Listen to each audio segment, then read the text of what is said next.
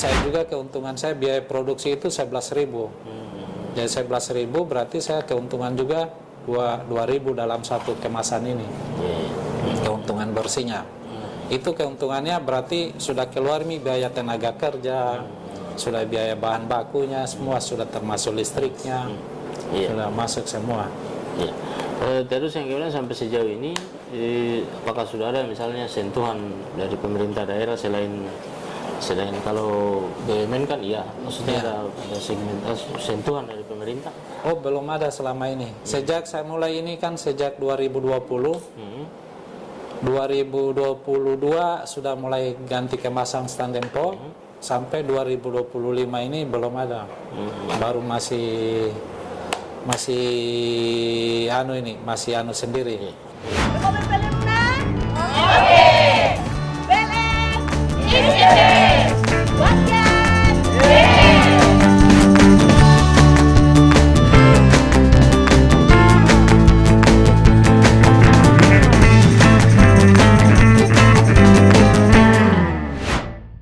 Oke, perjalanan kita hari ini kita sudah berada masih di Kabupaten Muna, Provinsi Sulawesi Tenggara. Ini kita hari ini bersama Pak Asmat. Kita akan berbicara soal salah satu produk UMKM, keripik kale ini, keripik pisang dengan brand Kotamu. Ini kebetulan sudah bersama Pak Asmat, kita akan bercerita banyak soal produk UMKM yang sangat luar biasa ini. Mungkin Pak Asmat kita bisa dikasih dikasih gambaran awal mula sehingga produk keripik kale ini muncul begitu. Ya. Makasih Bang Jai. Ini awal mulanya keripik kale ini.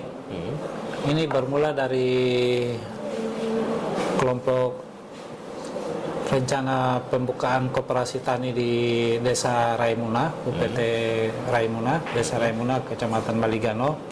Itu bermula dari saya mau berdayakan kelompok ibu-ibu rumah tangga, bagaimana mereka selain suaminya petani, mereka juga bagaimana bisa memproduksi ada hasil yang bisa untuk menguntungkan secara ekonomi dalam keluarganya, bagaimana mereka bisa menghasilkan suatu produk olahan pangan. Jadi dari sekian jumlah olahan itu seperti keripik pisang, keripik ubi jalar ungu, keripik peye, keripik tempe, keripik jagung, keripik pisang itu setelah saya dampingi mereka untuk mengembangkan itu, ternyata setelah saya lihat dengan dia punya bahan baku itu yang sangat memungkinkan untuk bisa bertahan lama itu keripik pisang. Nah, kemudian dengan keinginan ibu-ibu bagaimana mereka bisa berkembang usahanya, waktu itu saya coba dampingi mereka dalam hal pemasaran. Jadi saya suruh mereka buat keripik, kemudian saya jamin pasarnya. Jadi mereka buat, begitu dorang bawa ke saya, mereka sudah jadi uang. Saya sisa carikan pasarnya. Saya carikan pasar itu lewat Raha, kemudian saya promosi lewat kantor-kantor dinas perindak, ke dinas koperasi, kemudian di beberapa teman-teman di sini lewat media juga WhatsApp. Ternyata juga saya dalam promosi itu banyak menghadapi masalah, hambatan, karena mungkin komitmen dalam hal penggunaan bahan baku kadang di tingkat desa itu kadang mereka tidak komitmen, tidak istilahnya berubah-berubah. Utamanya mungkin penggunaan bahan baku macam pisangnya pakai pisang raja. Pisang Bugis. Jadi ini yang saya gunakan pisang Bugis. Mereka itu kadang masih mencampur pisang Bugis, pisang burung, pisang kepo, kemudian pisang. Jadi macam-macam endoran. Padahal saya butuhkan cuma satu jenis saja pisang namanya pisang raja.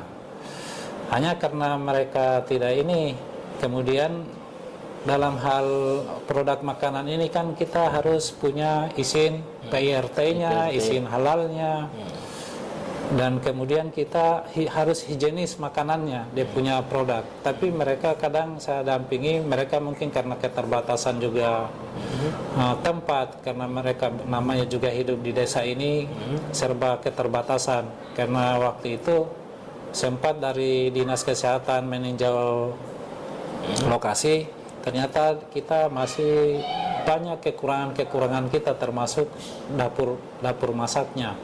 Karena dapur masaknya itu kan minimal dia harus higienis, bersih, kemudian dia antara dapur rumah tangga dengan dapur industrinya pengolahan ini tidak boleh satu, harus bisa. Jadi setelah dari situ saya coba menggunakan kemasan-kemasan biasa yang dijual-jual di sini, paling yang harganya 2.500, ada yang harga 1.500 dengan plastik bending. Ternyata dia punya waktu bertahan cuma 1 minggu. Setelah saya bergabung di rumah BUMN, kemudian saya rubah kemasannya. Ini kemasannya saya pesan dari Surabaya ini harganya kurang lebih 3.000-an dia kena per satu kemasan. Jadi setelah saya buat seperti ini, dia bisa bertahan sampai 1 tahunan. 1 tahunan. Nah, karena saya juga dikenai aturan macam SNI-nya, standarnya, kemudian Balai POM halalnya, terpaksa saya pindahkan dia punya dapur produksi di Basuki Rahmat. Saya pindahkan di Basuki Rahmat.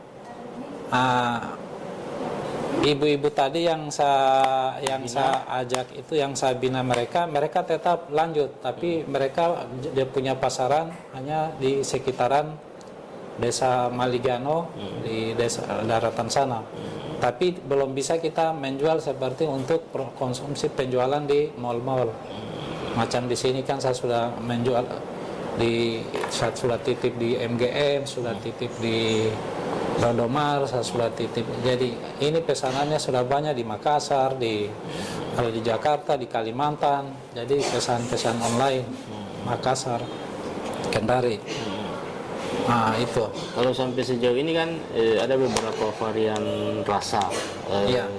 Mungkin bisa digambarkan ke kita, termasuk bahan bakunya itu memang secara umum apakah fokus diambil dari Maligano atau diambil dari pasar atau seperti apa? Ya, makasih. Kalau varian rasanya ini untuk Kotamu ini Kotamu brandnya Kotamu ini Kotamu ini singkatan dari Koperasi Tani Mutiara. Bahan bakunya ini hanya khusus pisang Bugis. Ini sumber bahan bakunya awalnya itu cuma di daerah Maligano. Tapi karena harga juga yang saya lihat agak berbeda dengan harga di sini, makanya kadang saya ambilnya pesan kadang di Lawa, kemudian kadang di sini di sekitaran Motewe, kemudian saya ambil kadang ada yang di pasar. Harga juga bervariasi dari jenis, tapi hanya cuma satu jenis dia punya pisang. Kemudian varian rasanya itu ada yang varian rasa gula aren. Gula arennya saya pakai gula aren dari Bombana, karena tidak semua gula juga yang bisa digunakan. Karena ada yang dari Kabangka, ada yang dari Lawa gulanya, tapi yang agak bagus itu di Bombana. Kemudian kalau coklatnya ambilnya ini yang dari pesanan Makassar ini. Dia dalam bentuk jadi bahan dasarnya tetap tetap pisang raja, tapi dia varian rasanya itu cuma berganti-ganti. Ada yang green tea juga cuma belinya juga di toko, tapi semua ini bahan bakunya ini semua sudah produk halal semua. Seperti penggunaan di awal ini saya menggunakan gula pasir. Sekarang saya sudah tidak gunakan lagi gula pasir, saya pakai gula semut. Gula semut itu kan gula alami yang dia fermentasi dari gula merah. Jadi itu pemanisnya. Karena kan ini tidak boleh, saya coba buat bagaimana ini bisa dikonsumsi dengan kelas-kelas atas. Supaya karena gula pasir itu kan biasanya tidak semua orang bisa konsumsi gula pasir. Terpaksa saya pakai gula. Jadi ini coklat ini banyak-banyak yang senang ini perempuan ini. Anak-anak TK ini paling banyak konsumsi untuk coklat. Kalau untuk gula aren banyak-banyak laki-laki. Yang green tea juga, iya pesanannya. Terus sampai sejauh ini kan tentu kita pasti punya bayangan pengembangan brand. Mungkin bisa dikasih gambaran ke kita, maksudnya orientasi pengembangan produk ini ke depan kayak apa ini? Misalnya apakah varian rasa mau ditambah atau misalnya segmentasi pasarnya mau diperluas atau kayak apa? Iya, makasih Bang Jai. Kalau untuk potensi pasar ini sudah cukup lumayan diterima di pasar, baik itu di dalam kota maupun di luar kota. Itu baik anak-anak, jadi dia ada dari anak-anak, remaja, orang tua ini pada konsumsi. Ini saya cuma masih pengolahan tradisional. Itu pun pengolahan tradisional saya cuma menggunakan tenaga kerja 2 orang. Itu pun batasnya dia dalam sebulan itu cuma bisa dapat sampai 100 kilo. Sedangkan target saya itu kalau saya menggunakan sudah teknologi, minimal dia pakai alat potongnya pakai mesin, kemudian penggorengannya juga pakai mesin, kemudian pengemasannya juga pakai. Itu target saya itu di awal-awal itu paling sekitar 500 kilo dalam 1 bulan. Jadi 500 kilo itu kurang lebih sekitar 60 tandang. 60 tandang dalam satu bulan. Jadi dalam 1 kali, jadi kalau karena masih manual, untuk capai itu belum bisa saya capai. Kemudian kalau permintaan, malahan juga permintaan saya belum bisa penuhi semua. Potensi pasar luar biasa dia punya Pak. Kalau ini harga satu harga. Jadi saya berikan sama reseller itu 13.000. Penjualannya mereka 15.000. Itu baik itu varian rasa gula aren, coklat, green tea, original. Itu tetap 15.000, 13.000 reseller saya berikan. Jadi keuntungan 2.000. Saya juga keuntungan saya biaya produksi itu 11.000. Jadi 11.000 berarti saya keuntungan juga 2.000 dalam 1 kemasan ini. Keuntungan bersihnya. Itu keuntungannya berarti sudah keluar biaya tenaga kerja, sudah biaya bahan bakunya, semua sudah termasuk listriknya, sudah masuk semua. Terus yang kemudian sampai sejauh ini, apakah sudah ada misalnya sentuhan dari pemerintah daerah selain kalau BUMN kan maksudnya ada segmentasi sentuhan dari pemerintah? Oh belum ada selama ini. Sejak saya mulai ini kan sejak 2020. 2022 sudah mulai ganti kemasan stand empol, sampai 2025 ini belum ada. Baru masih sendiri. Mungkin yang paling akhir ya, kita mungkin ada harapan dari kita terhadap pemerintah kabupaten, pemerintah provinsi maupun pemerintah pusat soal pertama pengembangan UMKM, terus yang kemudian mungkin pada sisi perluasan pasar sehingga produk-produk keripik kale ini bisa istilahnya nasional begitu. Ya, terima kasih Bang Jai. Harapan-harapan saya, insya Allah dengan mungkin diperkenalkan dengan Bang Jai lewat rumah BUMN, mungkin bisa terbantu dalam hal macam alat peralatannya, macam alat untuk produksi, macam penggorengannya, alat penggorengan, atau alat itu pengemasannya. Kami kan cuma yang berat itu kan di penggorengan saja dengan pada saat pengemasannya, karena untuk adanya itu bisa tadi yang bisa 15.000 bisa saja dia turun harga, karena kita mungkin karena sudah menggunakan teknologi jadi biaya produksinya bisa nurun. Jadi otomatis sebentar penjualan bisa bertambah lagi dia punya jumlah produksi karena bisa terjangkau. Kan kalau 15.000 ini masih ada yang setengah-setengah, ada yang belum, ada yang mau beli, ada yang tidak. Tapi kalau kemarin harga 10.000 ini itu anak SMP SMA itu mereka sudah anggap mie biasa karena sudah pegangan uang sakunya mereka. Tapi sejak saya menjual 15.000, dia punya reseller 15.000 ini, mereka sudah berkurang lah pembeliannya. Karena saya juga biaya produksinya saya baku hitung.